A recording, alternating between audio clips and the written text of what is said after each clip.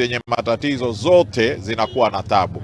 Kwa hivyo sisi kama umma tunataka tuwaombe viongozi wote, sawa walioko ndani ya serikali au walioko kwenye opposition, tuwaombe kwamba waangalie namna ya kutatua matatizo yao kwa njia mzuri, wala si kuleta vurugu, kwa sababu yule mlalahoi ambaye unajaribu kumtetea, ukimkosesha ile siku moja kwenda kufanya kibarua, huwa hukumsaidia, umemfanya alale na njaa, kwa sababu kuna watu pasina kwenda mbio mkono wao hauendi kinywani. Kwa hivyo tusije kufikiria sisi tukasema twawapigania maskini tukawazidi kuwaumiza wale masikini. Kwa hivyo pande zote mbili tunaziomba zikae chini, waangalie namna ya kutatua matatizo yao.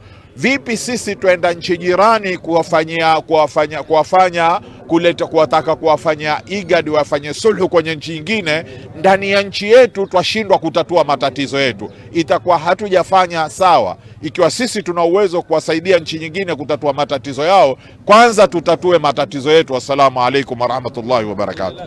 Kwa hakika tunamshukuru Mwenyezi Mungu Azza wa Jalla Subhanahu wa Ta'ala kutufikisha leo siku kubwa kabisa, siku ya Eidul Adha, ambayo kwamba ni siku ya tukufu yenye mazingatio.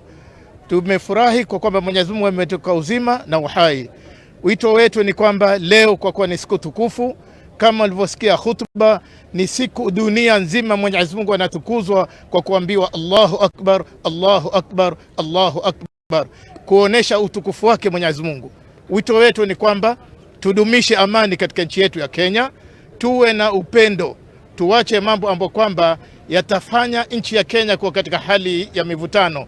Ni lazima tumombe Mwenyezi Mungu majirani wetu ambao kwamba wamo katika hali mzito kama Sudani, nchi nyinginezo ambao kwamba katika vita, tumombe Mwenyezi Mungu Kenya yasitufikie. Na sisi hapa lazima tuwe na amani, na kwa siku ya leo tuhakikishe ya kwamba ile sunna ambayo kwamba ni ya kuchinja, yoyote mwenye uwezo, si lazima uwe ni tajiri milionia.